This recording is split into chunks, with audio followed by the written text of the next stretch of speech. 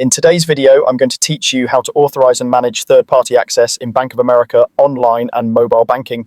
If you use budgeting tools, financial planning apps, or other money management services, you may be asked to connect your bank securely. The good news is that Bank of America offers a safe, controlled way to share limited data with trusted third parties without exposing your password. Consents typically last 365 days, and you can turn them off at any time. Start by signing into online banking on the official website or opening the Bank of America mobile app and logging in.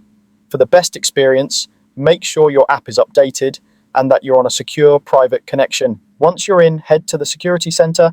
This is where you manage security settings and connected services. In the mobile app, you'll find it in the main menu under security or settings.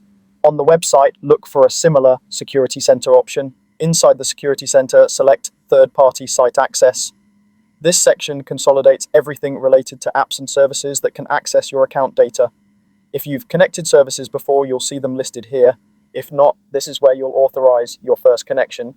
Choose the third-party service you want to authorize and review what the app is asking for. You'll typically see a description of the data categories the app needs, such as account balances or transaction history. This process uses secure connections designed to share only what's necessary, and it does so without sharing your login credentials. The consent usually lasts for 365 days, after which you'll be prompted to renew if you still want the connection. Next, carefully review and confirm the authorization. Double-check the service name, the specific data it will access, and the duration of the consent. If everything looks right, confirm to complete the authorization. You'll usually receive an on-screen confirmation, and the app should be able to sync shortly after. If at any point you change your mind, you can revoke access from the same third-party site access section.